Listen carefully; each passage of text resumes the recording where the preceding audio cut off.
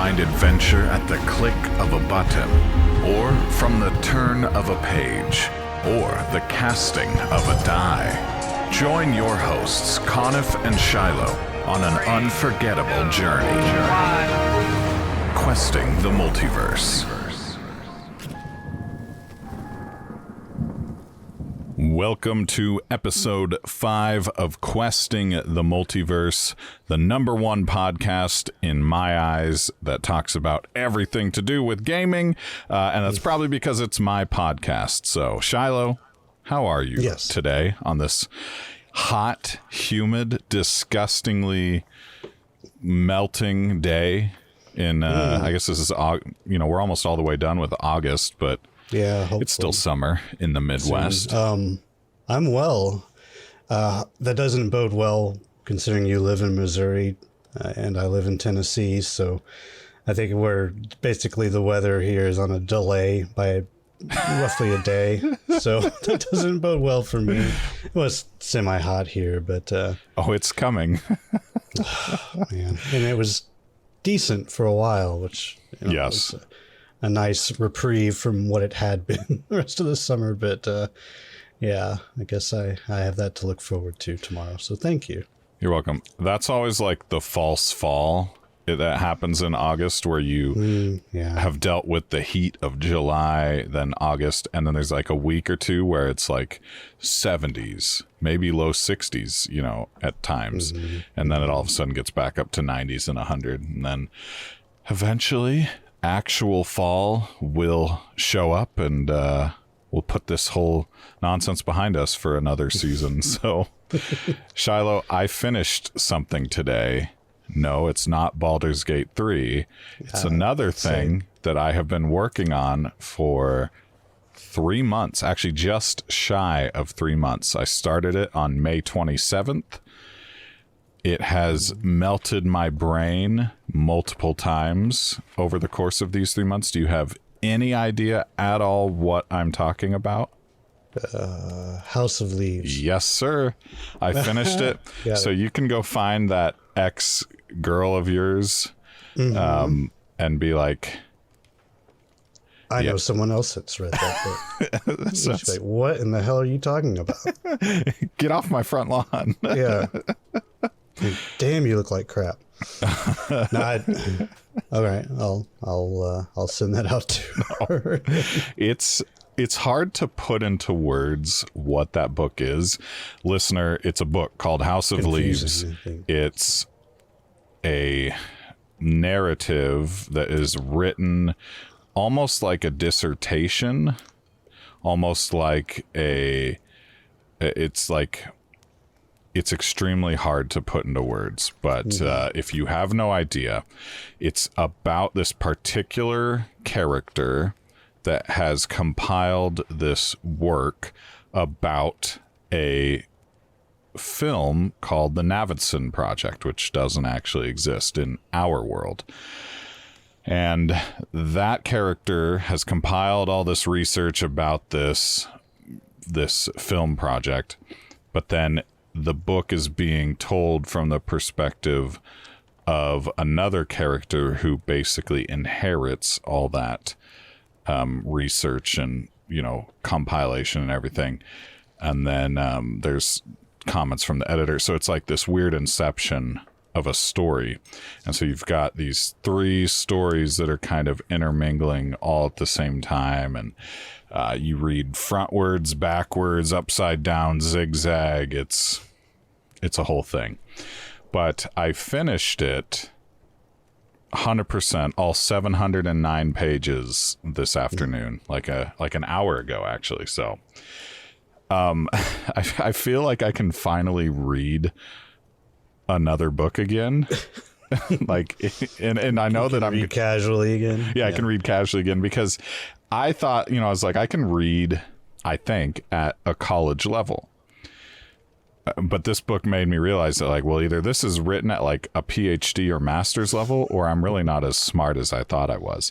So that is certainly a possibility, but it's a challenging read. I'm not going to do I might actually do a a book report segment on it in a future episode, because it's they when you go to buy it at Barnes and Noble, they put it in the horror section. So technically speaking, it is a horror novel, and so maybe come October, maybe I'll throw that in there.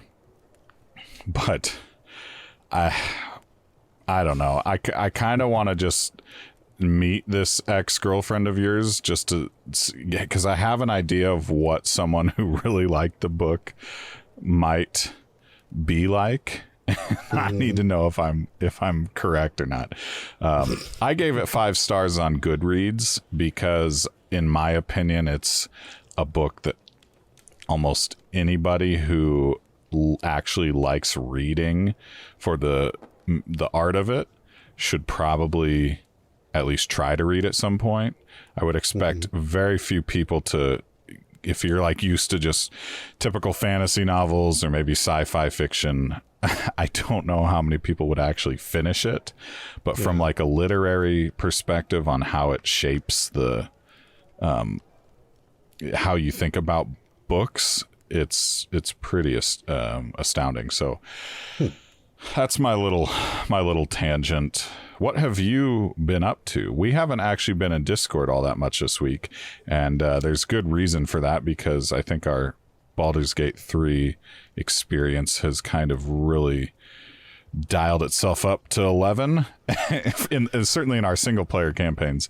And so I know that for myself, I'm like hanging outside of Discord because I can't, I need to pay attention to stuff. So what have you been up to? And then we'll move along with our notes here today. Oh, that's basically it. Gaming wise, work's been busy this week, so that has taken a toll on me. So yeah, just a lot of single player BG3 playthrough, and like you said, I'm even much more inclined to not go on any kind of Discord party chat because I am fully invested, and it's really hard for me to have any kind of inkling of conversation. You know, it's hard for me to do that if I'm not even playing a game, let alone if I'm trying to pay full on attention to a game like Baldur's Gate 3. So that, in, half the time, if I do want to talk about something, I can't really because, well, spoilers. So it's one of those damned if you do and damned if you don't kind of situations. So I've just been kind of avoiding it for now, but that should quickly change, I suppose. I mean, tomorrow we have our multiplayer playthrough, and then Tuesday is a important expansion. It's getting released, so that will be probably up into the forefront of what I play. So that's fair. Yeah. Well, I wanted to shout out some good friends of ours who have officially launched their next podcasting endeavor. Many of you are probably not at all unfamiliar with Jibs and Cash from the Lore Seeker era of Elder Scrolls Online. They have added their good friend Sunny Ravencourt into the mix, and out comes Loreforged, which is basically their end-all be-all for podcasting adventures. And they're at least launching with a heavy emphasis on Ashes of Creation. So for myself and Shiloh, we see Ashes and it looks cool, looks great, but it needs to be playable for me to really want to just dive into it. So right now it's great because we can listen to their stuff, watch their videos on YouTube, or just chat with them about it in Discord. And that can kind of supply us with the amount of information and hype that we need for now. Fuel the fire. Fuel the fire. The fire needs to be poked. I'm in the same boat as you are. I'm Yeah. going to wait and see, and let the folks at Loreforged teach me the ways. So teach you the ways of Teach us Vera. the ways, Loreforged. And they're very Yeah, good it's at very that exciting. too. So they're very good at being orators in the podcasting space, just content creators in general. And they're great people to play games with and just have some fun for an evening. We played poker the other night in Discord. I've never played Texas Hold'em before. I've never played poker in general before, and I didn't do terrible until Sonny came and wiped the floor with all of it, or the table, ran the table on. I don't know what the terminology is. Yeah, I'm no card shark. table. But he did, and it was still fun, no matter what. But anyway, so if you're interested in Ashes of Creation, and or maybe you just want a gaming community that's full of like-minded adults, and you are already in ours, or you want another one, or you don't want to be in ours and you want to be in theirs, go check out loreforged.com, and you'll find out all the information you could ever want, certainly about Ashes of Creation. So also I kind of added this in the notes as probably it's not worthy of its own segment soundbite, because I also don't want to make one, because also I don't know if I call it Twitter or X. I am for sure not changing our outro to say X, so Elon Musk can suck it. I don't care. It's saying I think that's a general consensus. that is kind of the general consensus. Whatever, it's his company, he can do what he wants. But it's like if Ferrari, and this is probably a terrible analogy, but I'm full of those. So it's like if Ferrari changed their name to like horse. We're the horse brand. Horse racing. Scuderia horse. That's what it's just people. No, you're still Ferrari. We don't care. And that's probably also maybe Ferrari. I don't know. What is that in Italian? Is that horse? Maybe I'm guessing. Yeah. Who knows? What do we know? We just said we live in the Midwest. Our education system is not that great. Nope. So anyway, this little segment mini thing is where we see stuff on Twitter that are either really dumb takes or kind of the buzz revolving one of the games we are playing or going to be playing. Wink, wink. And we're going to talk about it briefly. We've done that in the last few episodes with the whole Baldur's Gate 3 discourse. And what's hilarious to me is that I think what today's little hot take is about, and just to clarify, this isn't one of Shiloh or I's hot takes. It's one that we've seen, and now we're going to talk about it.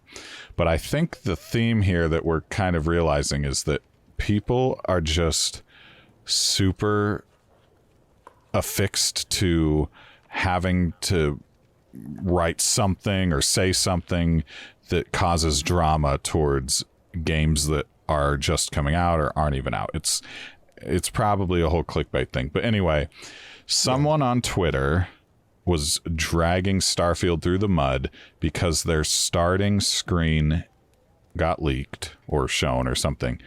And the consensus by this person was that it's very basic. They specifically say the physiognomy, don't know if I said that right, of start screens. The start screen of a game can reveal a lot about how rushed the team was and how much pride they took in their work. Starfield's start screen either shows hasty shipping deadlines by a passionate team overworked or a team that didn't care. Or I'll offer a third one that you linked from an article that Pete Hines said, or they designed what they wanted, and that's been our menu for years and was one of the first things we settled on, which is nothing else needs to be said regarding this, but it's been funny because a bunch of people that we follow on Twitter have come back on this and been like, this is kind of an insane take. And it's ridiculous. If you think it's minimalistic, if this is the startup screen that I'm looking at now for Starfield, whoop-de-doo, how many gamers just hit A or hit enter or hit escape or hit, they don't care, but really, I mean, if you think about minimalism and works of art that aren't video games, for instance, let's focus on musical albums. I'm trying to think of the Black Album from Metallica. Yeah, Pink Floyd's Dark Side of the Moon. You could have so many different takes on this. I think AC/DC's Back in Black was originally just a lightning bolt in the front, and I think they changed it to whatever it is now. But I mean, it's a completely absurd take. And the worst part is this guy is a developer and was a developer for WoW and Diablo, I think. So it's just, I don't know. We just need to, like I said before, people should just learn how to put their own foot in their mouth a little more often than they do. Might taste better than everybody else's foot in your mouth for saying something stupid. And the thing is too, like when you look at Bethesda and their mainline titles, and we'll look at just the last two, excluding Fallout 76 because it was a multiplayer game, but Skyrim and Fallout 4. Literally Skyrim, the most basic menu you could think of. The Skyrim logo, black with the dragon. Yep. And then your dragon logo on it. Options on the side. Yeah. What else do you need? And this Starfield logo reminds me of Destiny's loading screen, like startup screen. It's very basic. It doesn't need. Why do you? I don't know. But like, what do you want? Like spaceships flying by and fireworks going off in the background, or explosions and or space lizard orgies or something floating. I don't really understand what this guy is talking about at all. So. Yeah, it's such a dumb take. And I put a little note that I had while I was in the shower, because if you don't have shower thoughts, then what are you doing in the shower? Right. Other than cleaning yourself. But I was like, we kind of need to just let this competition mindset have its place, and that place is at the Game Awards at the end of the year. When people are actually taking a look at the entire year and saying, what can we say was the best game of the year? But for now, and when a game is not even out yet, just let bygones be bygones. Let them release, tell their story the way that it was created to do so. I don't know. And it was interesting because I was like, the same type of gamer that awaited Tears of the Kingdom with this, just pure excitement, because people that played Breath of the Wild, I've not played it, but it's like one of the greatest Legend of Zelda games ever created. Tears of the Kingdom took what Breath of the Wild did and just expanded upon it, and very good game. And so those people that's in their gaming sphere, that's what they're looking forward to. That game comes out, it's blowing them away. They're having so much fun with it. The same way that you and I eagerly awaited Baldur's Gate 3. It's blowing them away. Our friend Jeff, who actually has beaten Baldur's Gate 3, he's, again, one of the people in our multiplayer playthrough. He's told me he's more excited for Starfield than he was Baldur's Gate 3, because he loves science fiction or space games. And so you got to think about it. Like, it's not that like, oh, which of these games is going to be game of the year? And of course, I am guilty of doing that. We all are, because we're like, this game is the best. And we're always constantly in our own head defining our own experiences and defining what I like. I like this. Okay, this game does this the best. And then you're constantly comparing things, and that's just human nature. But the discourse that just continues on social media, because people it's like they have nothing nice to say about these really good games. We're just extremely lucky that we're alive in a year when all three of these games are coming out and we actually get to play them, because 10 years from now, people aren't going to be able to go and play Tears of the Kingdom and have the same experience that the people that played it this year did. Same with Baldur's Gate 3. I mean, 10 years from now, this world may not even be here, but just in general, like, it's just ridiculous. And, we should just count our blessings at being able to play these games. Yeah, it all really boils down to a little bit of these, whoever is writing these. I know this guy Grums is an ex Blizzard employee, and it's either disgruntlement that they're not working in the field, or they're disgruntled because people are playing these games and not playing theirs, and that's what it all boils down to, really. Yep. Either they're disgruntled because they can't work on these games, or they're disgruntled because they worked on another game and people are playing these other games. So that's what it is. So yeah. And at the end of the day, people played WoW, people played the games that this person has worked on. Mm-hmm. It's just like we talked about with House of Leaves. I gave it a 5-star for Goodreads. Shiloh may get 20 pages in and be like, this is a 1-star, I'm not even going to finish it. But in my opinion, everybody who can read and likes books as a way to consume a story or whatever should at least give House of Leaves a try, because it will challenge the way that you are used to consuming books. Mm-hmm. And ultimately, like, Baldur's Gate 3 is a game that's going to challenge the way you think as a player or a consumer about RPGs. When Starfield comes out, that's going to challenge the way we think about space RPGs. Same with, Tears of the Kingdom. Like, this is the way games are. It's a piece of art that was created by a group of people under a shared vision, and you're either on board with that vision or you're not. If you're not, you shouldn't be going and dragging the game through the mud unless there's objective, glaring issues with the game, like there was at the start of Fallout 76's launch with how it performed, or whatever. So we could go on and on about that tangent, but it's just kind of silly.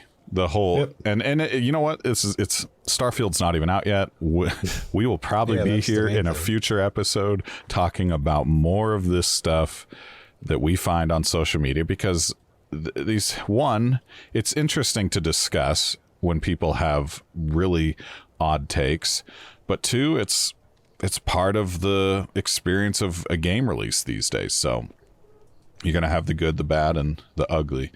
And this take was a particularly ugly take, in my opinion. So, all right. Well, that's out of the way. You know what time it is.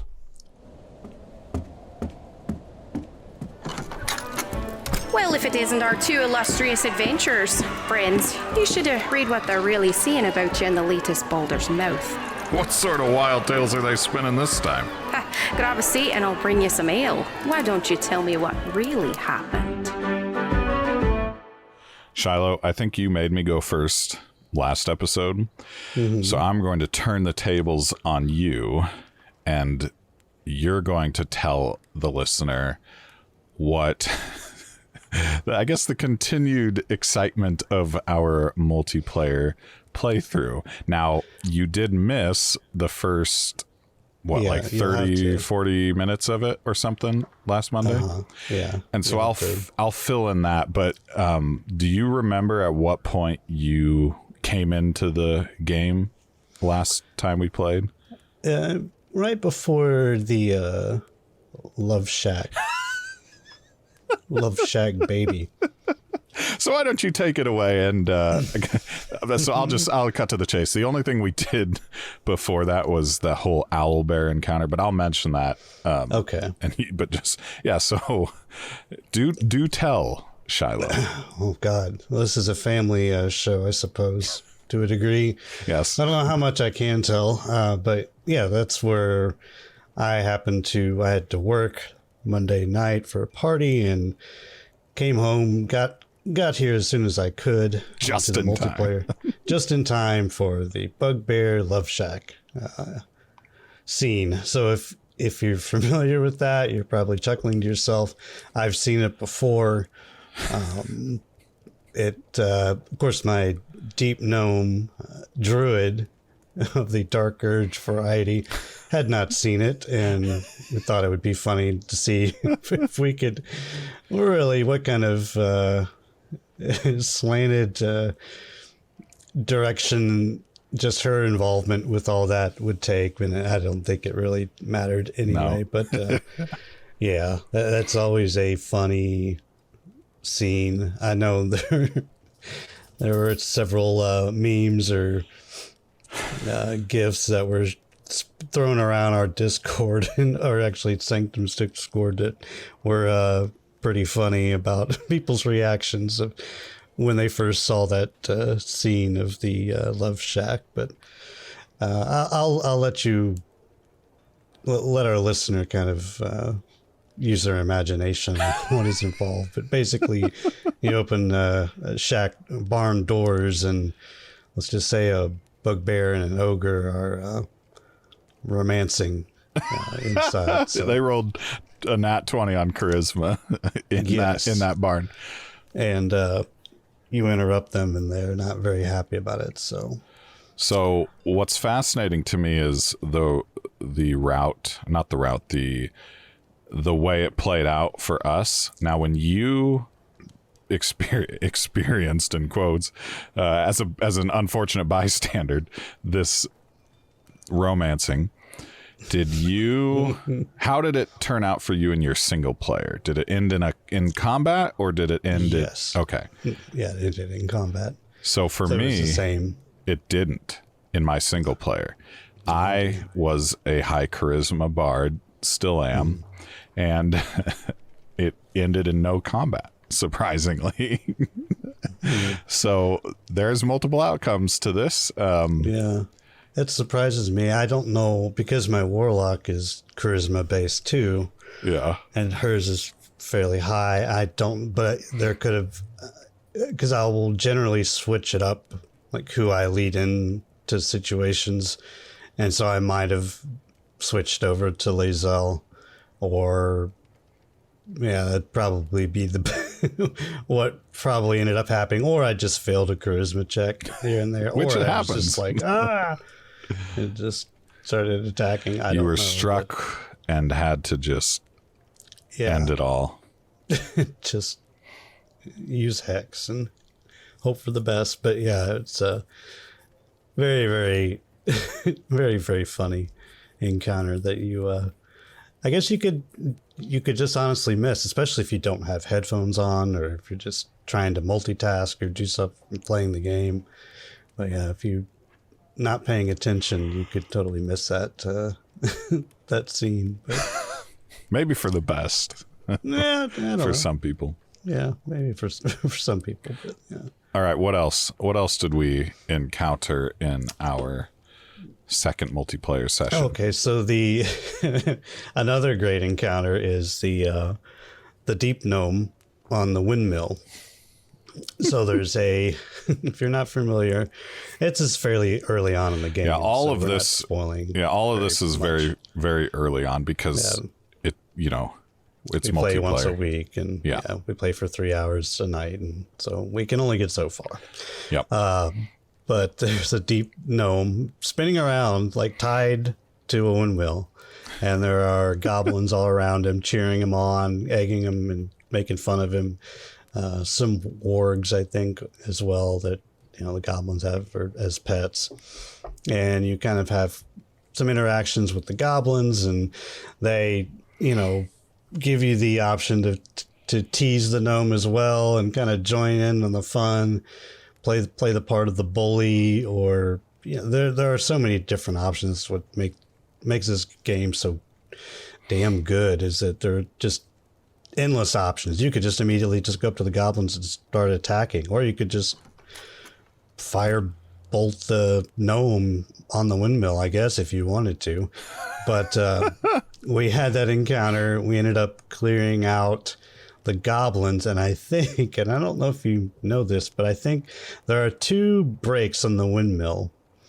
So one is a release, brake release, and the other shuts off the brakes or something like that. Yeah. So one basically breaks, and the other just rips the brakes out, and so it just keeps spinning around even faster, and eventually the gnome flies through the sky and ends up dead on the ground. And I think that either you or I, because I think both of us were in there. I think one of us hit the wrong one because I found the gnome dead outside later on, which did not happen in my single player playthrough. But I remember I was like, where did he go? Where's the gnome? And then I found him later. I don't know if I said anything. I don't know if you guys knew, but yeah, I think that's what happened. We sent him, which is sad that no one actually got to see him fly, but yeah, that's what happened. I think Tempest called it out, and I was either off doing something or trying to sneak around the windmill. But I think that's what triggered the fight, because it goes faster, and then one of the goblins walks around the windmill to see what's happening. And yeah, because we went in stealthy, yes, yeah, because I just ran up to, in my single player walkthrough, I just went up to the goblins and had a conversation and figured out what was going on, and that drew me into a fight. So, well, your character naturally draws into fights because she looks terrifying, which probably which probably will lead you to your next multiplayer thing, which I don't think we put on the notes, but we did without spoiling, we did. Yeah, you know. So why don't you tell us a bit about it, if you without spoilers, if you can work your way through that. I'll just say there's a certain tiefling bard in the Grove area that you can assist from a bugbear assassin, and just say she makes her way into your camp one night, and so there's a cut scene. We go for a long rest and go to camp, and so everyone sees this. It's not just me or anyone. Well, you can private it. So we found that out too. Okay. Yeah, remember you had to turn that off so we could actually watch it. But it's yeah, my deep gnome druid may have had some urges. Had a dark urge and just decimated. I don't know what it just eviscerated is probably the best way to put it. Yeah. This tiefling bard, for no apparent reason other than she just had a bad dream. I don't know, or a good dream to her, I suppose. But yeah, and it was just oh God, what happened to this bard that's just laying on the ground? I don't know what happened. Must have been the spiders. So yes, and we were resting in the spider matriarch's cave. So yeah, that's what we blamed on. Yeah, we'll just blame it on her. Which leads us to the part that I think we were probably at it for like 40 minutes to an hour. The spider matriarch fight. What'd you think? Because you did it solo. I never experienced that at all. Yeah, and so it's a fun one. It's challenging, especially. We went in as level 3, which I think is what my party was too. I don't know if I gained a level after doing it, but it's a challenging fight. It's a lot of fun, but the key is to get as many of the spider eggs as you can, in case if no one has reached this. You go down into a well, or there's a floor. It's a well. Okay, yeah. Yeah, and well, there are two ways, I think, down. There's a hole. Initially, when you go into that little goblin area and you first get attacked, or you notice that there are goblins that have taken over this little town. Yep. There's a building, and it has a web-covered floor, and you can burn a hole through the web, and you can fall down there, and you end up in the same place, or you can go into the well. So there are two entrances. When my single player playthrough, I was like, oh, I wonder what, if I burn this web, I wonder if I can go down there. And sure enough, I did. And so that just led me on a little adventure down that way, and eventually got to this. And I was determined to get through it. I probably died 3 or 4 times, complete TPK, but yep. Which is probably about the same number of times that we did it, but eventually we got it. But it's a fun fight. The face spiders and little hatchlings that she summons, and it's just a fun. But I remember you like Geronimo down on your monk, and oh man, I didn't know if we were going to be able to get you back. I'm like, oh no, he's down there. Oh, yeah. So I had a void bulb, which is we forget that. something that you pick up in that ship, the Nautiloid ship or the crash ship or something, which is effectively a grenade that like sucks everything into the center of a AoE circle. And so I was like, what if we use that to suck? There's a giant pit in the middle that's like glowing green. And this was the first attempt where we did this, by the way, because I think we died. I just finished editing the highlights video. We tried it twice and then beat it on the third try. But I was like, I'm gonna use this bulb. I'm gonna throw it at the ground, just at the edge, so it sucks the spider into the hole. And we're gonna cheese this because why not? I throw it. The only people I do throw into the hole are myself and Shiloh, who was wild shaped as something, right? I don't think so. You were, well, you had to have been because you survived the fall. And so when you get sucked into the hole, it threw on this cutscene of you falling all the way into the Underdark. And I was like, what? Like that blows my mind that it's connected like that. You know what I mean? Like the fact that the Underdark is spatially under Faerun, like that's not super challenging. We're going to also talk about the Underdark, which I'm excited about in this episode later. But we land in the Underdark. I'm dead because it killed me, but you somehow were alive. And so there you were just roaming around in the Underdark.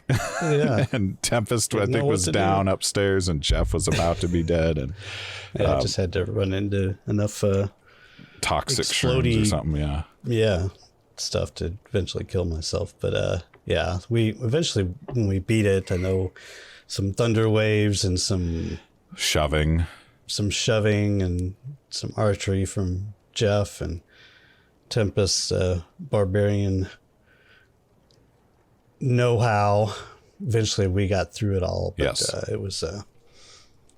It's definitely a challenging fight, but a lot of fun. Yeah. And you can view, so the highlights video will be live the same day this episode goes live. So if you're listening to this on release day, check out my YouTube channel at Conif, and you should find Baldur's Gate 3 with Friends Part 2. Okay, Shiloh. Multiplayer is fun, but we are both significantly further along in our single player playthroughs. And so you're further than me, so I want to run through just a little bit of where I got to. And listener, we're going to keep this as spoiler free as possible. Some encounters, some stuff you might come across, you're going to hear about, but as far as like actual story beats, we're going to leave that out so that way you can experience them for yourself. So enter the Shadow Cursed Lands, which is kind of like the second area of, I guess, act Act 2. Yeah. And if the beginning section, or the wilderness, I think as it's often referred to when you see your friend playing it on Steam, if that's like your classic D&D forest adventure, the Shadow Curse Lands is like your hellscape. it's not like, it's not like literally Avernus or whatever, but it's ghosty and dead and decaying, and there's danger everywhere. And so one of these encounters that I ended up wiping on and had to adjust my approach to was these measles. I said measle. They're like these little like gremlin looking furry things. And you walk into this like ruin and they just appear, and so you get the surprised debuff, which basically means you skip your first turn. And it wouldn't be so bad because there's only like 5 of them or 4 of them or something. But what they do is they leash you, and it's like called garroting or something is the attack. And then that does damage every turn, anywhere from I think like 3 damage to like 15. And so they do that, but then they also do a shadow teleport and will teleport themselves and you, because you're leashed to them, somewhere around the battlefield. So your party of 4 that was clustered in this one little place is now suddenly spread out across this battlefield, which means you can't help each other out. And so it just totally smoked me. And so once I died, I was like, okay, I need to go back to this.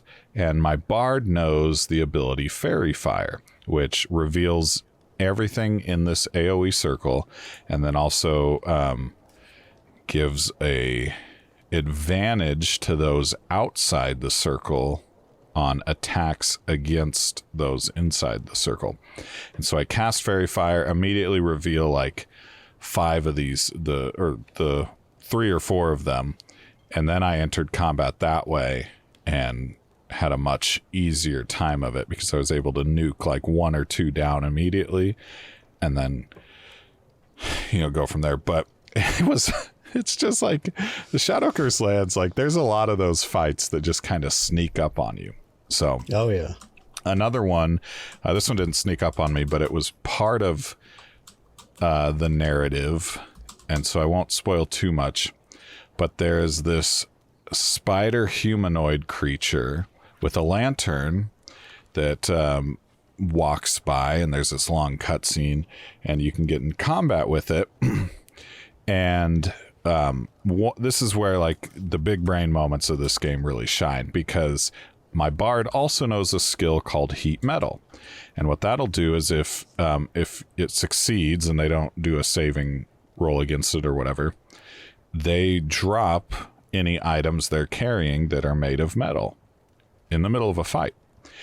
And so this thing had a ton of HP. I think I was only level 6 at the time and had a ton of HP. I did have several helping NPCs in this combat, but there were also other enemy NPCs aside from this spider guy.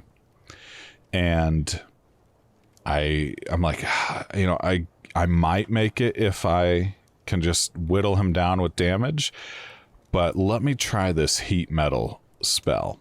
And so I cast it, it succeeds, and he drops his lantern, which is like giving him protection from the darkness, and also his sword.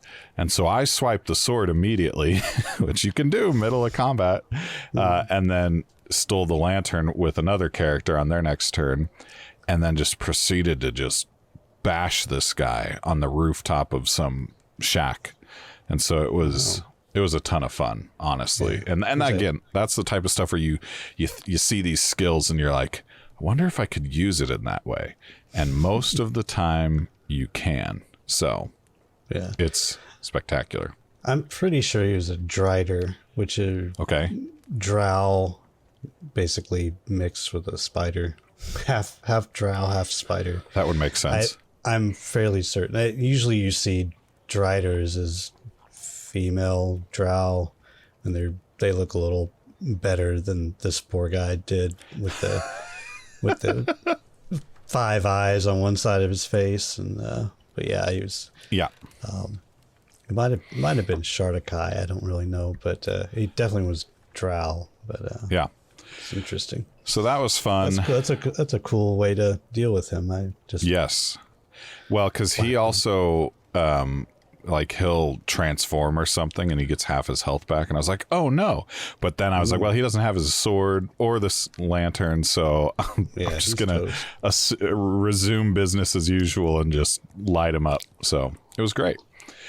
So the final one I want to talk about is this one's more of a proper cheese, because it was a complete accident. I didn't look it up, anything. But I basically abused a particular boss's actions during combat in order to whittle him away. So this is the surgeon. And if you don't know who the surgeon is, and you're not this far into Baldur's Gate 3, I won't spoil the why. I'll just paint a picture of the setting, and it's this old, creepy hospital. There's a guy on a surgeon table, and this real twisted looking fella with a bunch of, the nurses from like Silent Hill are standing around this table. And you can get into conversation. They're not immediately aggressive, but you get into conversation with them. And so I was like, well, I'm a bard. Surely I can charisma my way out of this. Nope. That was definitely not the case. And so they started to attack. And I think he almost he did one shot Gale, which is not a surprise. It's Gale. But I immediately realized that I was way out of my league, even though I had just gotten no, wait, did I get to level 7 before this or after this? It might have been just after this that I got to level 7. Yeah, it would because I would have, knowing what I know now with because you get level 4 spell slots at 7, and some of those spells are real powerful. So yeah. It was after this. So anyway, I'm in this fight. It's not going well for me. I'm having to actually, think about, okay, how can I get better position on some of these? And the nurses are wielding melee weapons that are all themed around, like a scalpel or a syringe or something. Mm-hmm. And so I notice there's these vines that go up to a little platform, and then more vines that go up, which is, another room. And so I'm like, okay, I'm going to get Astarion to sit on this little platform and then just start shooting people with arrows, because none of them had cast a ranged ability at all. So I was like, okay, well, they don't have a way to deal with him. So meanwhile, Shadowheart, bless her heart, is getting just used and abused on the ground by the surgeon, and so is my character, and Gale, of course, is dead. And so I get Astarion up there, lay there like a slug. Yes. And so then I'm like, okay, well, they're not bothering him. I need to get all my remaining people up there. So I pile Astarion, Shadowheart, and my character up on this little tiny platform. And at this point, I've killed all but 2 of the nurses. Mm-hmm. And so there's one that climbs up the ladder and stands right next to Astarion, or the vines. And so with Astarion there and her there, it's blocking the vines. So nobody else can come up. So my character and Shadowheart kill the other one, and then Astarion still had his critical sneak attack and was able to sneak attack and kill the one that was up there with us. So all that's left is this surgeon, who again has 150 health or more, just something ridiculous. And I was like, well, we're gonna have to figure our way out of the situation.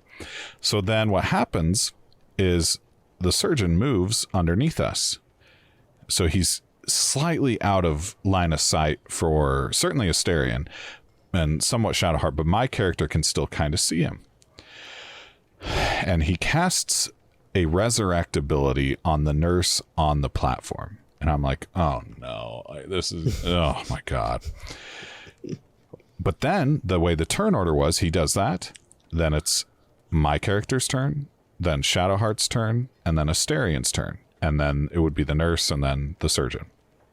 So I try to hit the nurse, whiffs because it always misses. Shadowheart, same thing, misses. And I was like, great. So Astarion, I notice he can still do his backstab critical on her, even though, she's right there. And so it has a 98% chance of hitting. So I do it, kills her. Great. So then I think I got the turn order. Oh, no. I forgot the most important part. I didn't get the turn order wrong.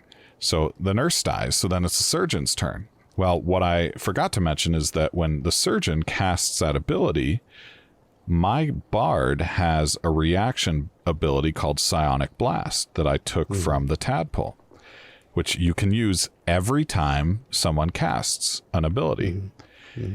And so for the next 150 health, I psionic blasted every time he rezzed that same nurse, and then had a 4 at a time. No, it's anywhere from 10 to 20, or it was like 5 to 20 damage. So I was getting 15s, 5s, of course, some 20s, but without fail, he'd cast that ability, res the nurse, psionic blast, 10 damage. And then sometimes I'd be like, okay, well, Asterian's, because she only had like 21 HP or something. Asterian one-shots that with a backstab critical. Yeah. And so I was like, okay, so then my character can shoot an arrow at the guy and maybe start chipping away more at his health. So anyway, that's how this whole fight went on the entire time, is he just kept rezzing that nurse, and I kept psionic blasting him into oblivion. And so that's how I beat him. Probably much under leveled, honestly, but I mean, he's only, I think the fight's supposed to be a challenge. And one of the other ones that I encountered today, which I think you're going to talk about, the Toll House, that one I've got to approach differently, because I don't know. And the Innkeeper, that one, I was a bard, have a high charisma. Yeah. I had 4 things of inspiration. I talked my way out of that into its inevitable conclusion, and that was really fun. So anyway, that's all I've been up to single player. I'm getting ready to maybe get into the final or second half of Act 2, and then go from there. But what about you? What have you been up to as spoiler free as possible? Spoiler free as possible. So you went through the Underdark. This is maybe going back to last episode, but I ended up going through the mountain pass, which leads you down. Kind of, you have a choice to make, whether if you want to go try to get to Baldur's Gate from the mountain pass or the Underdark. Those are your options. And while I wanted to go through the Underdark, it depends on who you have in your party and their story. It kind of guides you towards a certain direction. Well, I talked about, or maybe I didn't talk about it. Did I talk about what happened between Shadowheart and Lae'zel? Yep. Last episode you did. Disappointed. But so I'm on Team Lae'zel, and she obviously wants to go to the Gith Kresh, which is in the Mountain Pass area. Okay. And it's a beautiful, looks like ancient temple that the Githyanki have kind of turned into their own.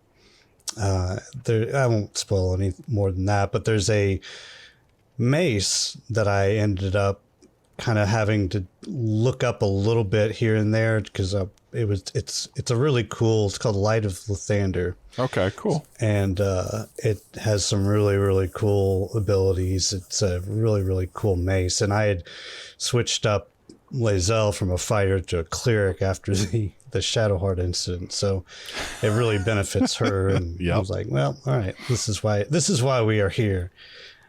So that was a lot of fun. It definitely probably doesn't have as many memories as the Underdark would have had for me, but hopefully I can convince you guys to go that route on our multiplayer playthrough.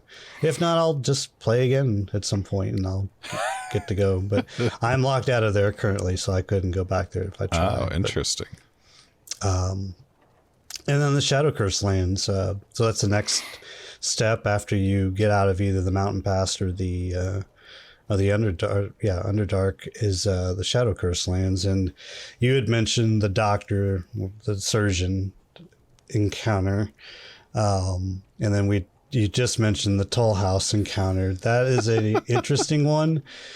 And there's a way that you can talk yourself out of it that I had no idea that I was doing. That's what I'm going to try to do. And I ended up doing. Oh, nice. It's really rather amusing. And then the Innkeeper, which was another one that I ended up doing the same thing you did, although it probably used up way more inspiration than I would have liked. But I am so inspired that I was able to get through. So. Yes. And then the last bit is Moonrise Tower. So this is the last part of the Shadow Curse lands, is to find Night Song. Oh, And interesting. it's an interesting scenario. I won't spoil anything, but it's a really, really interesting plot development, and it's just really, really cool. There's I think I mentioned it on our discussion, QTM discussion, that just wait till you get to Moonrise Towers, and Moses replied, "Oh, wait till you get near the end of the game." And I'm like, "Oh," but evidently, I finally figured out a way around a certain encounter that basically brings the entire castle down upon you as you walk through the front door.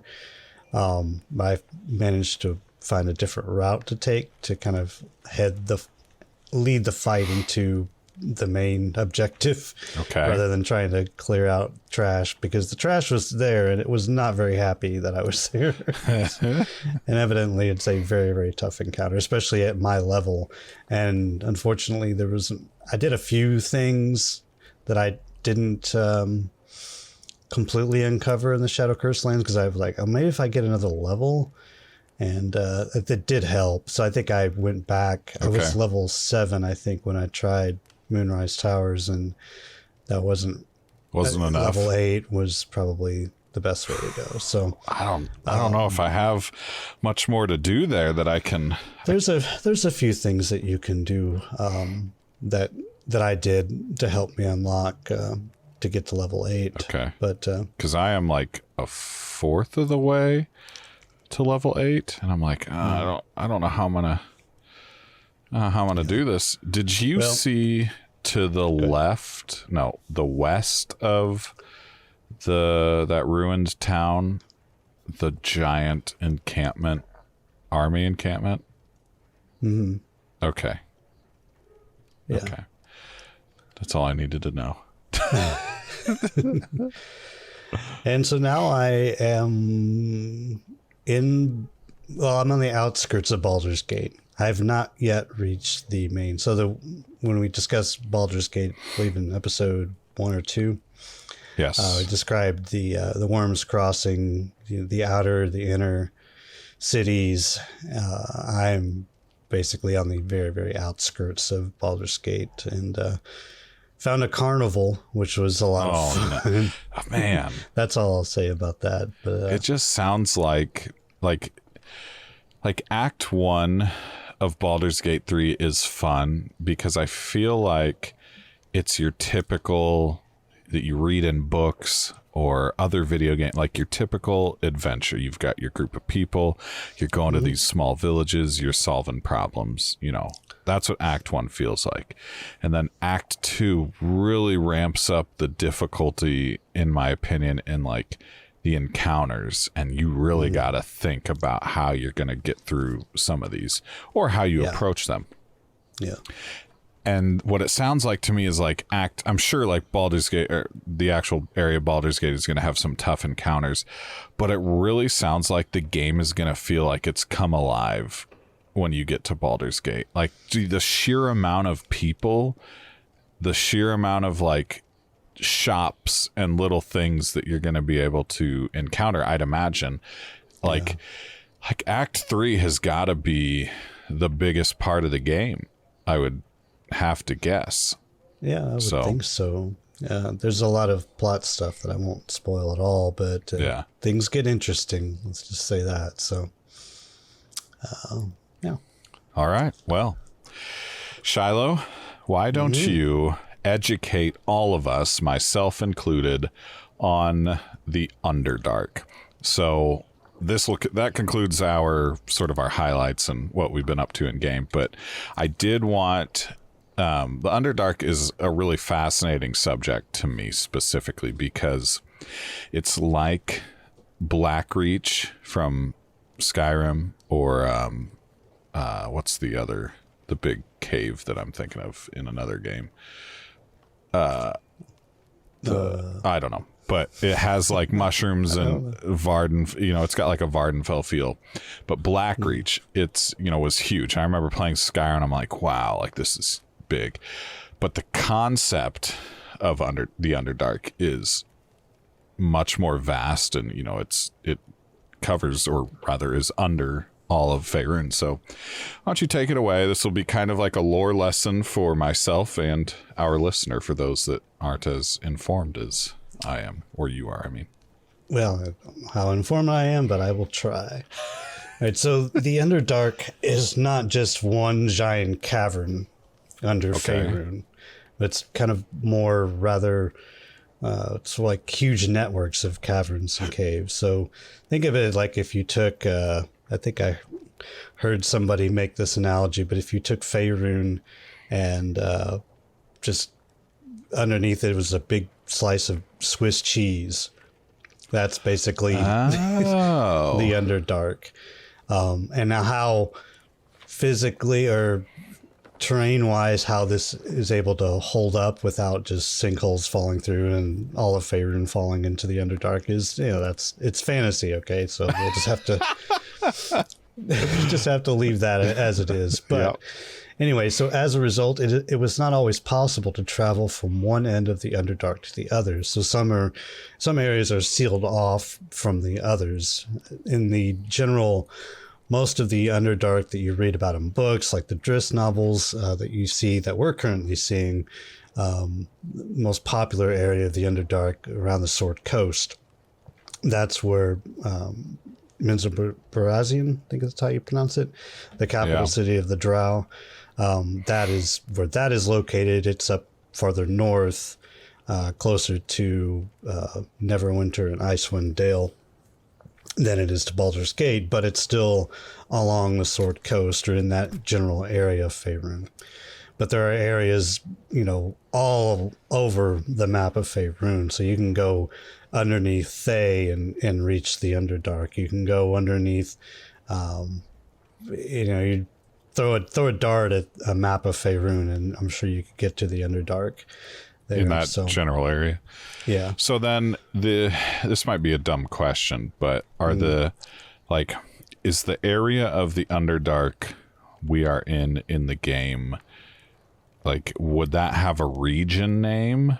Or for instance, in Honor Among Thieves, when they go into the Underdark, would someone be able to say they went into this region or this domain? Did it have its own name or what? Yeah, I'm sure it does. I mean, because you have, generally it's broken down into who lives where and what cities are where.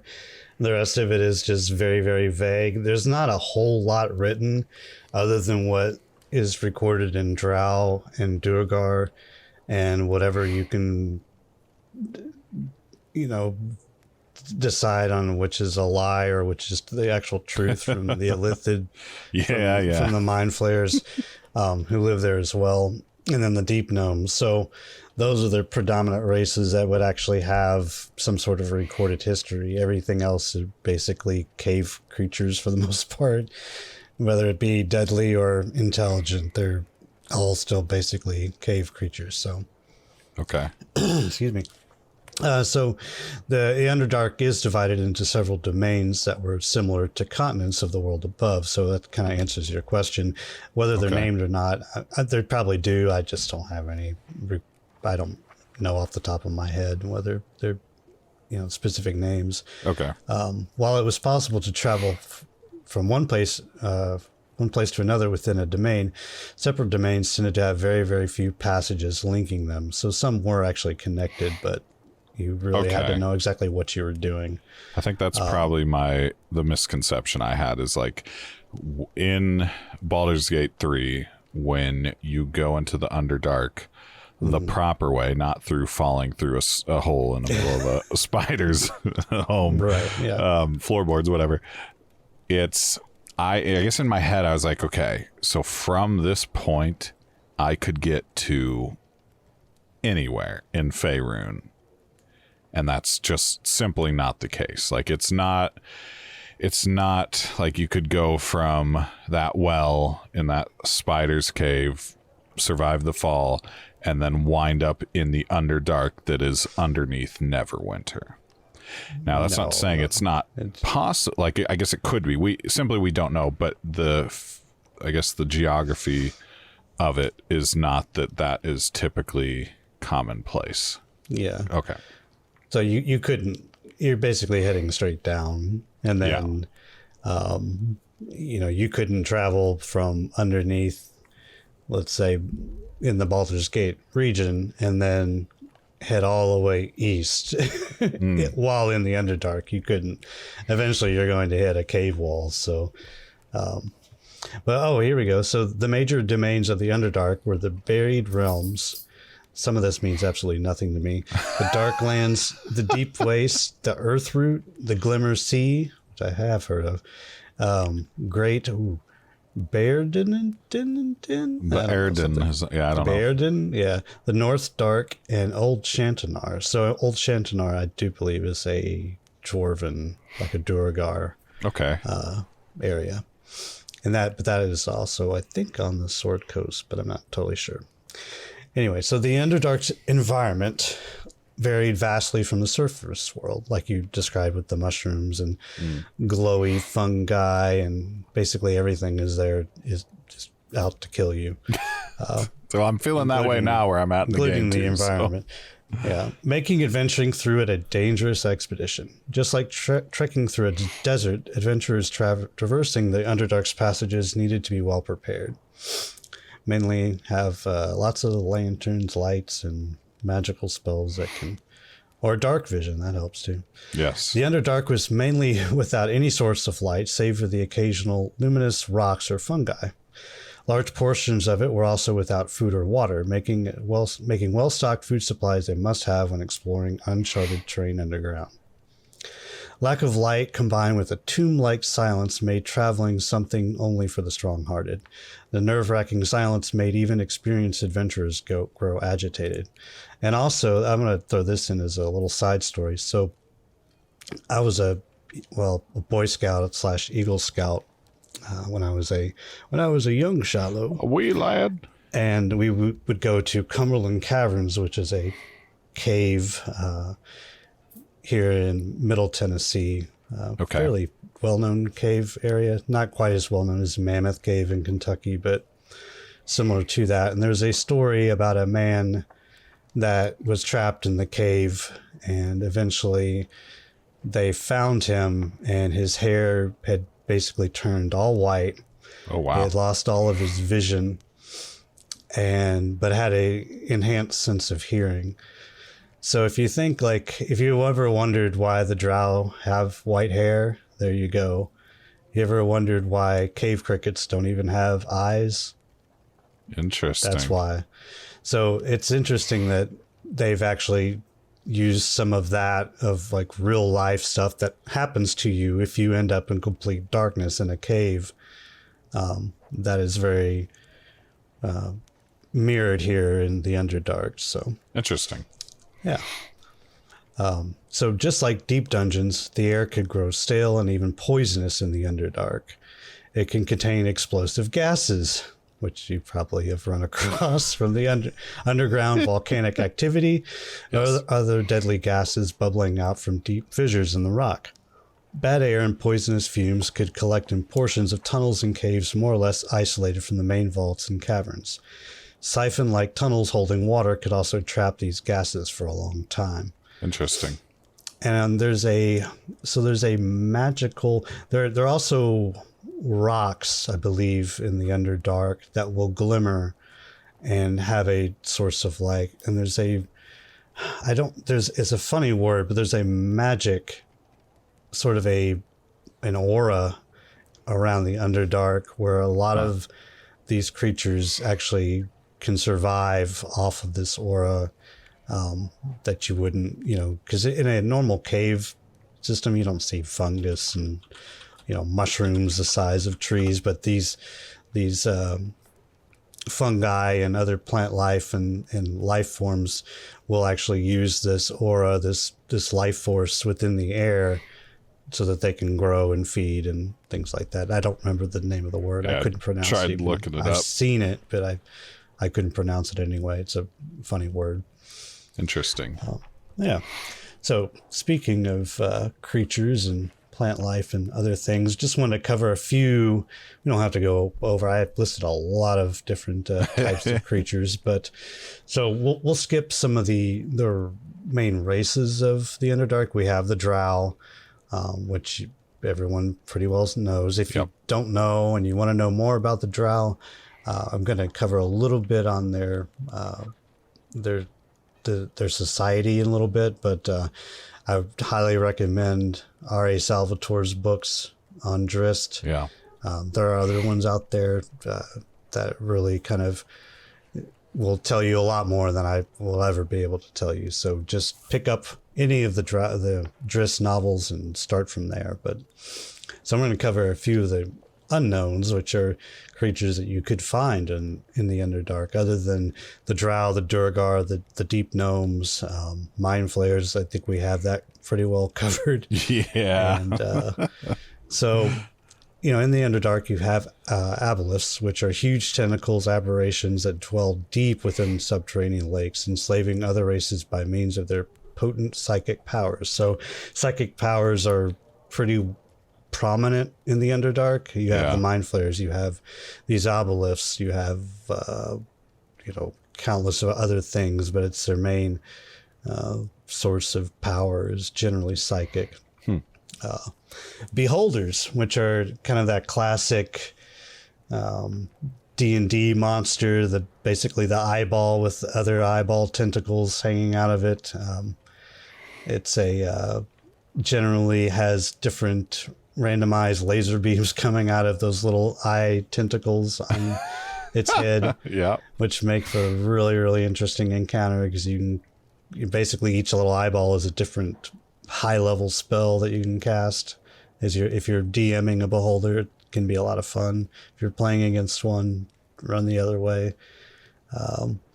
Boulette, which is something you came across. Yes. It's colloquially known as land shark, which we've seen in Guild Wars 2. We have seen those in Guild Wars 2. But boulettes are large quadriplegical burrowing monstrosities that breach through the ground beneath your feet like a great white shark jumping for a seal. And they did that exact thing and they to did that me. thing, the burrow. Gelatinous cubes, which we saw in Honor Among Thieves. I hope we see one in this game. I haven't yet. Yeah. Have you? They're very, very typical. No, I have not seen one yet. Typical old school D&D monster, basically a 10 by 10 wall of quivering slime that devours anything in its path. Virtually impossible to spot until you're already inside it. So very interesting. There's lots of oozes and cubes and ochres and things like that in the Underdark as well. Of course, you have your normal array of giant whatever, insert name here. So you have giant centipedes, bats, rats, lizards, toads, spiders, politicians, lawyers, etc., etc., etc. So you have the Kuatoa. I think that's how Kuatoa. Yeah, they're basically fish people. Who doesn't love a good fish person?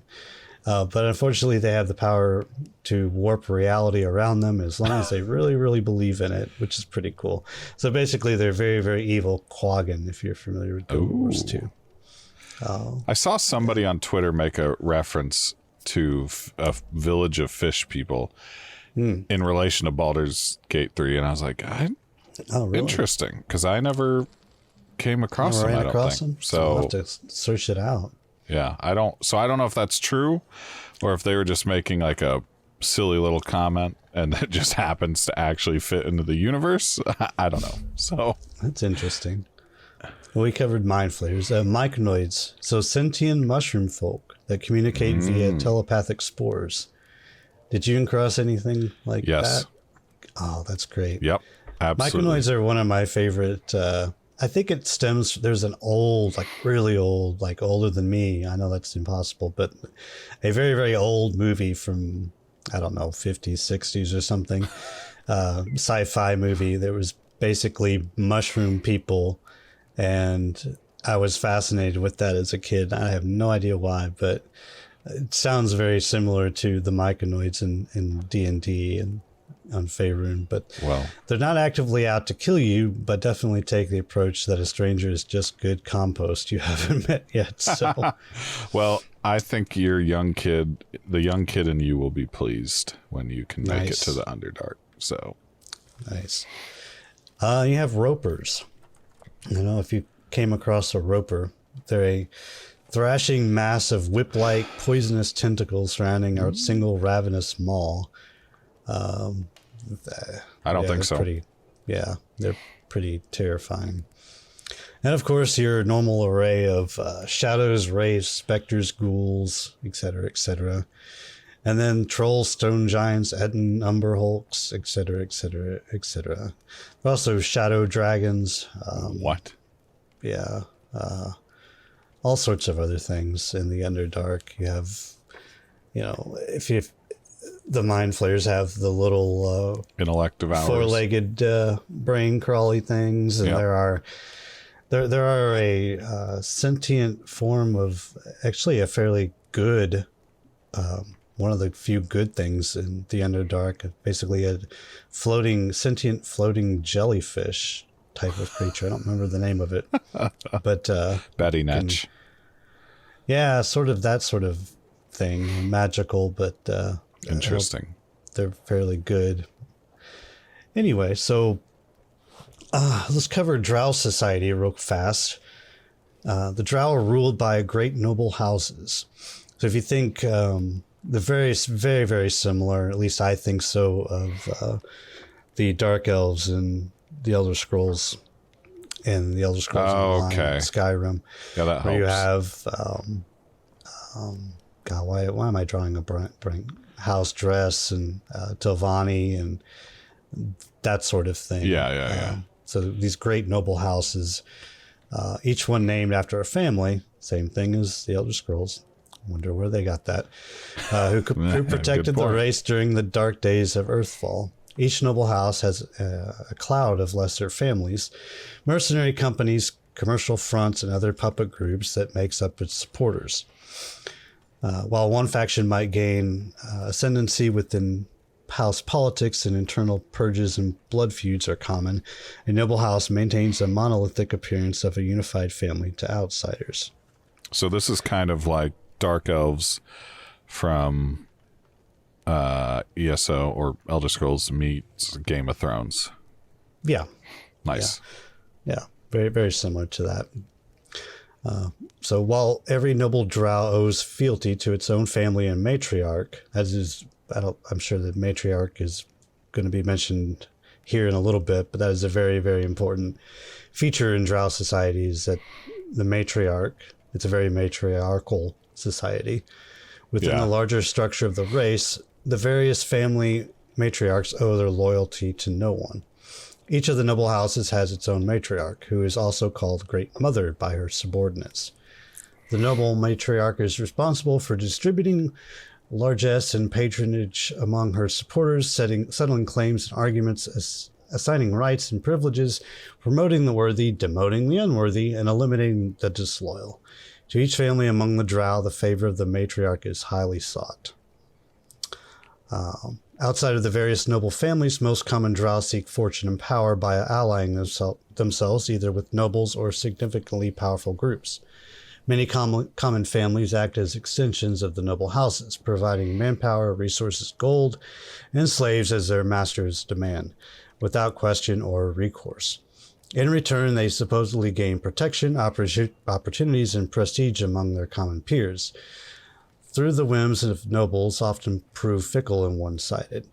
There have been rebellions over the years of families briding against the demands of a noble house, often at the agitation of a rival noble house. So you have constant civil wars between houses. It's a common theme throughout drow society. One, like, my mom's the greatest. No, my mom's the greatest. And they just fight. It's just bigger. There's one, I did read about this and I didn't include it in the show notes, but there's one house of drow society that is actually led by a fairly powerful drow wizard, male wizard, which is fairly interesting and very un-drow-like, but and I don't remember where that is. It's probably just somewhere in the south or something. I don't know. Against a force as monolithic as a noble house, though, common families typically stand little chance in an out-and-out conflict. Dissension and espionage prove more useful forms of rebellion, basically assassination, selling the secrets of cruel mistresses and her family's rivals. Through such disloyalty is often punished by the annihilation of an entire house. Survivors of such failed rebellions and shadowy coups might be murdered, taken as slaves.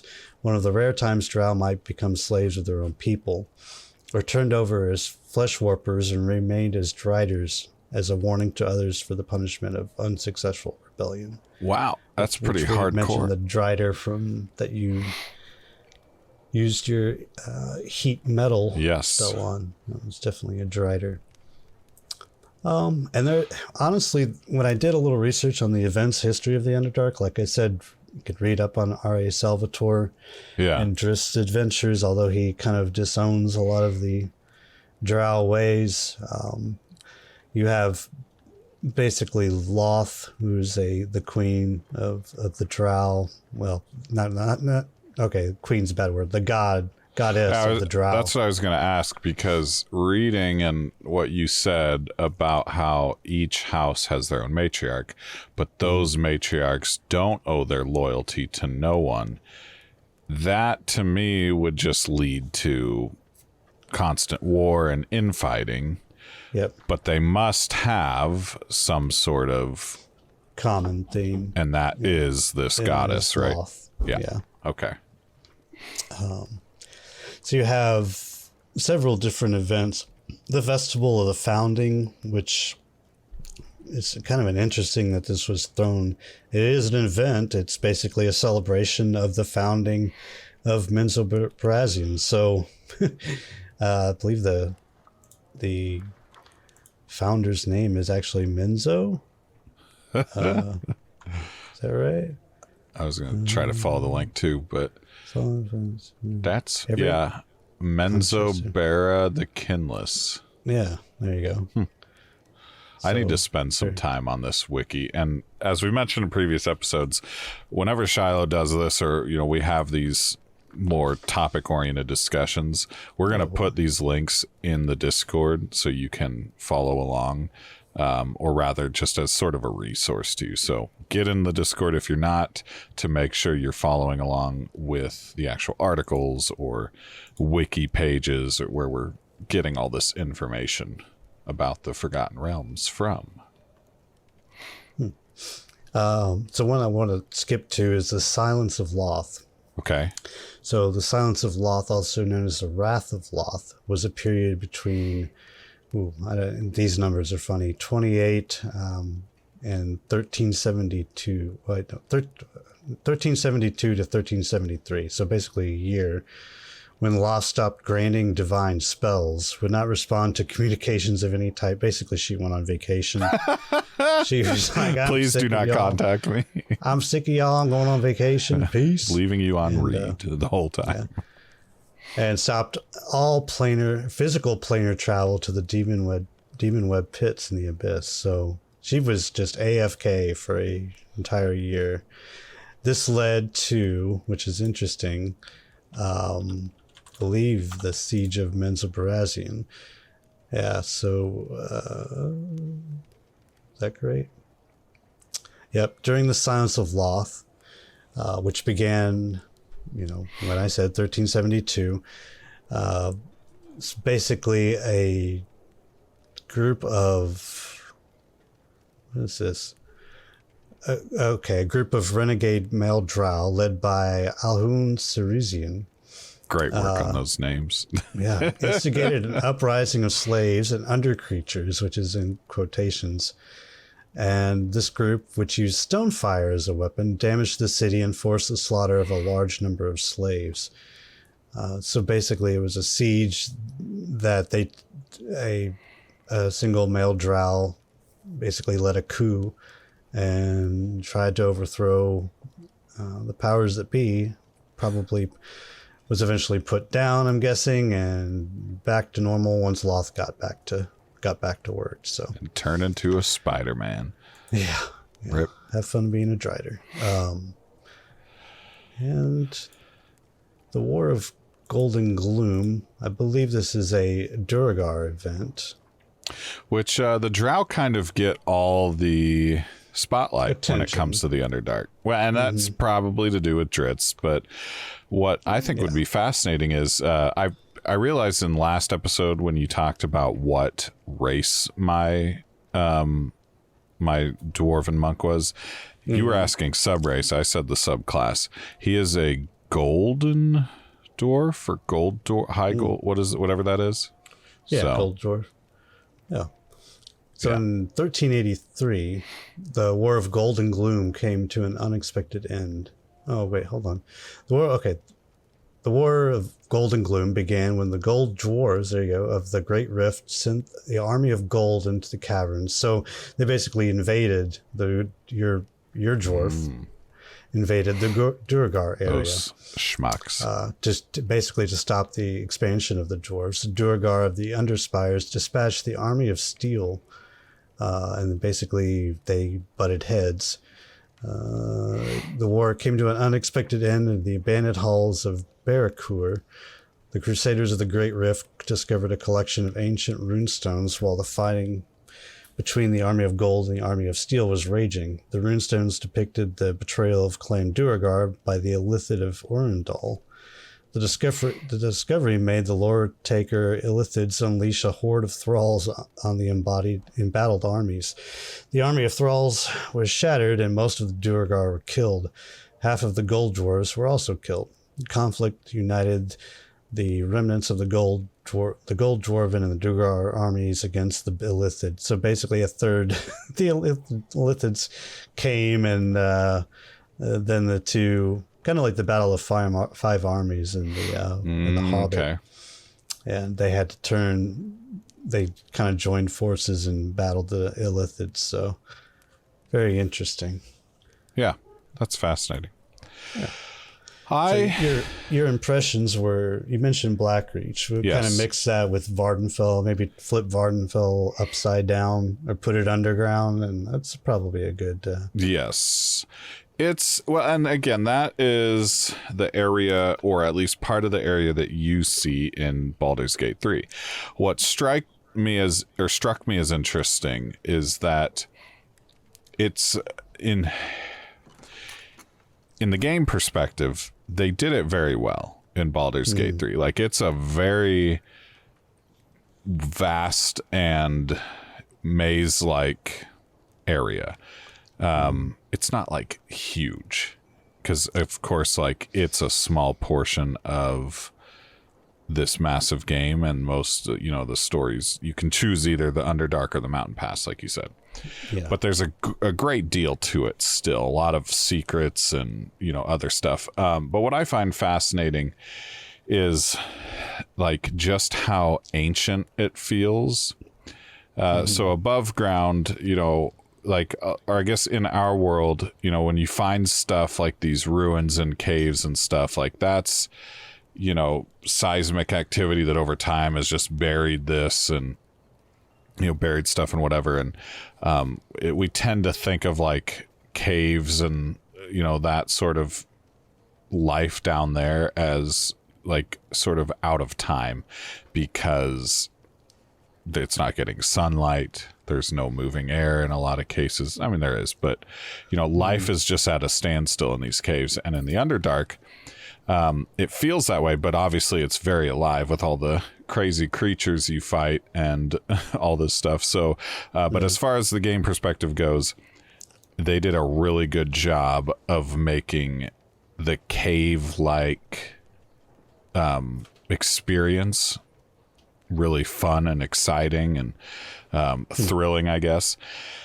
Because like some games, the caves are kind of like an afterthought. Like even in Divinity Original Sin 2, like caves were just caves. There were like that one experience with the ghost guy and Divinity, and at the end there's all the urns that you can do source attacks on or something. Yeah, I don't remember the name of the guy, otherwise I'd say it, but that was neat. But like this felt like a proper region, the Underdark did.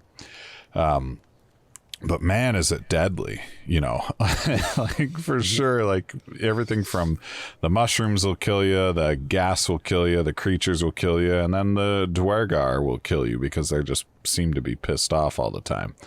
And I'll tell you what, some of the dialogue that they have is pretty hilarious. So yeah, it was really well done. It made me a little more interested in reading the Dritz books. So the full disclosure, like I have, I think 2 of the Dritz books, and it's the 1,000 Orcs or something, and then there's another one. And from what I understand, or what I remember, because I read them like over 10 years ago, the 1,000 Orcs and this other one all take place above ground, Faerun. But several of the others take place in the Underdark, you know, certainly at the beginning.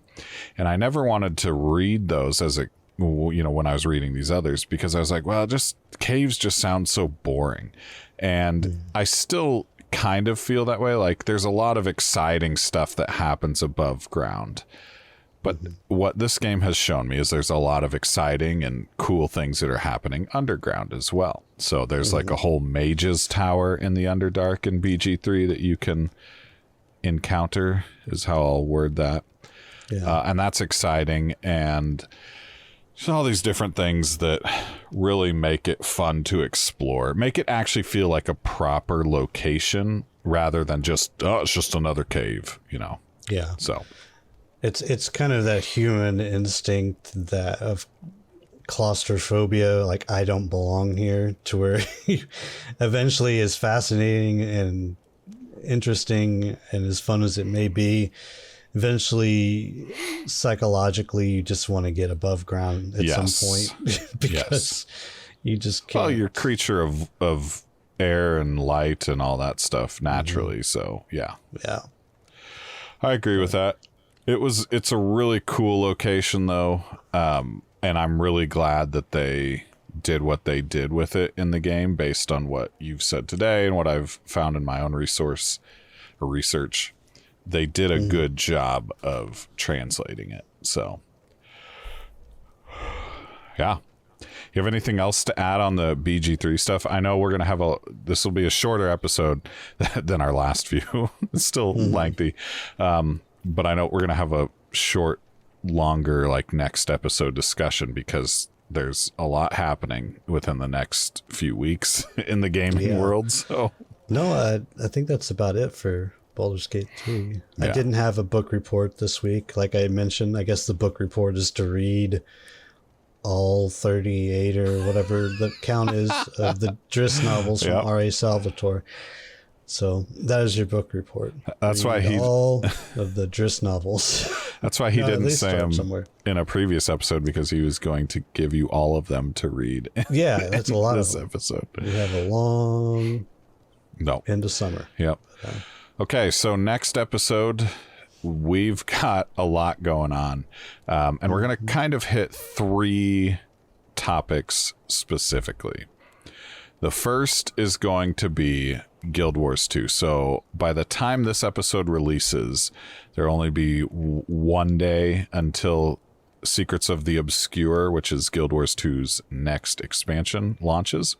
So on our next episode, we will have a good deal to talk about involving that expansion. We'll have a full week, basically.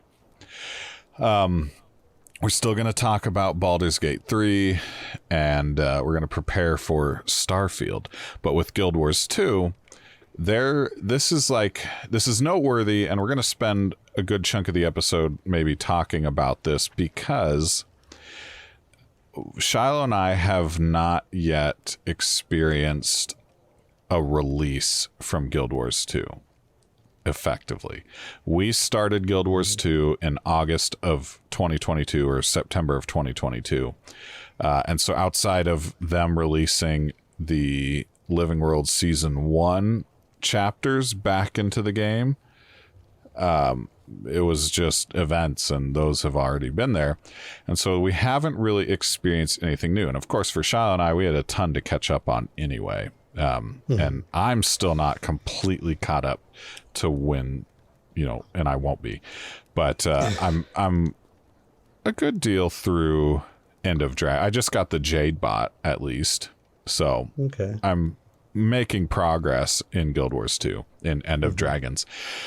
But we're going to want to talk about Secrets of the Obscure because they are making some big changes. Do you want to talk about this link that you put in the notes about the Wizard's Vault? Oh, yeah.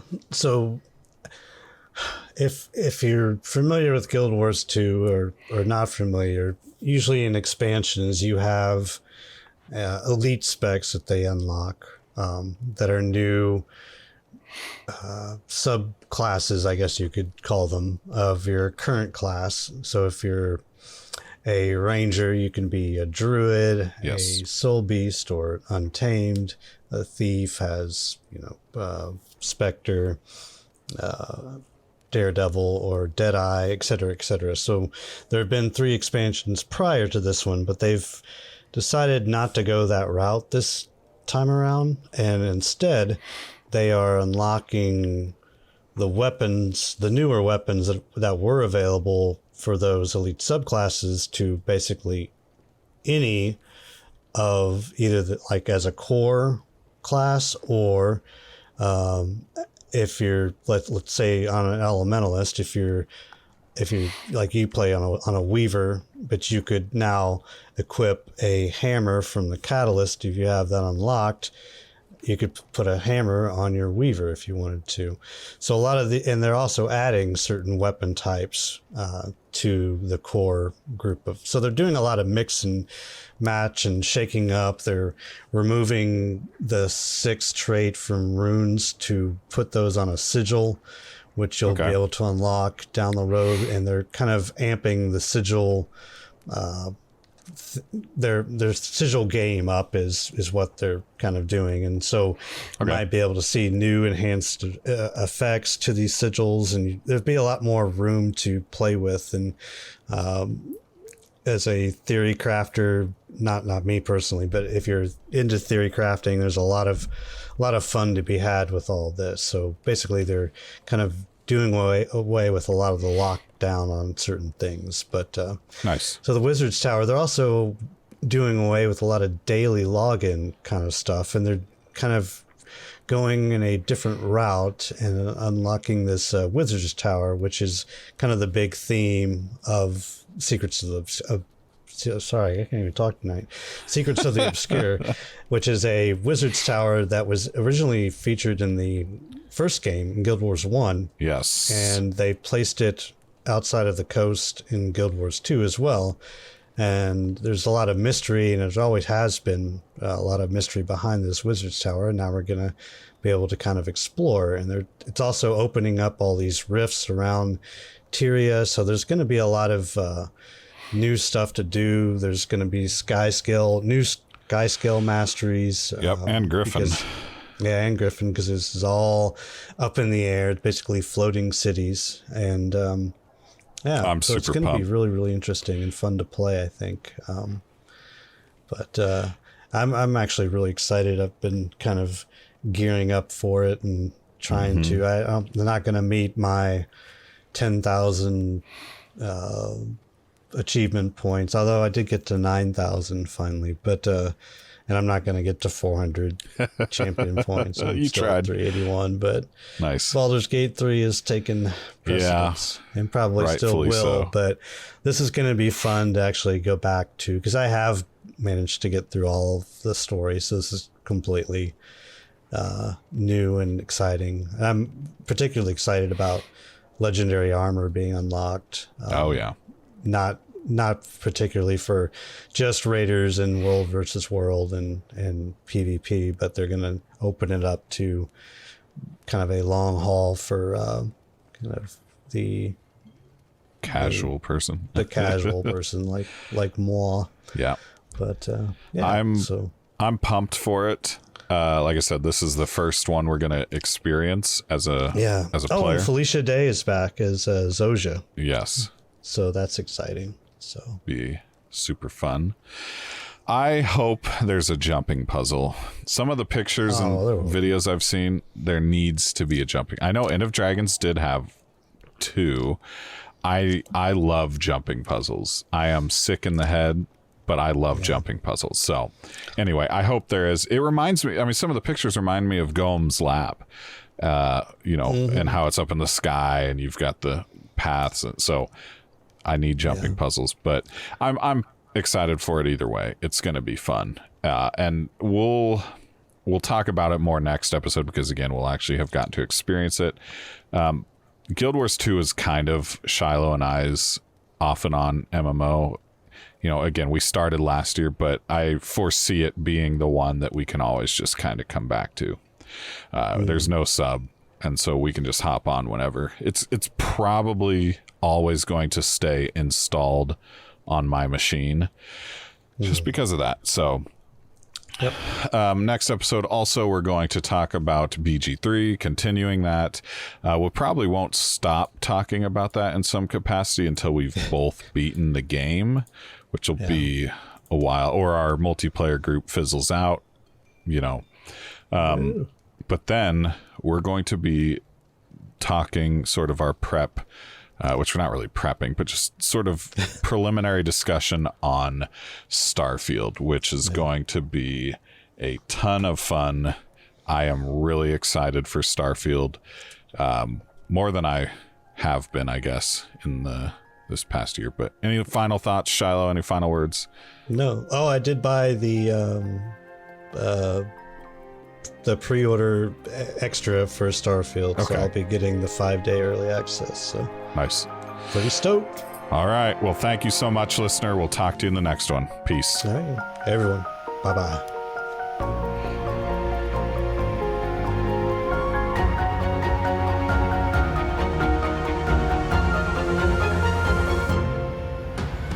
Questing the Multiverse is brought to you in part by Conic Productions, House Wood Designs, and Joel Crawford. To follow along with our adventures, please follow us on Twitter at QTM Podcast and consider joining our Discord, a link of which can be found in the show notes or in our Twitter bio.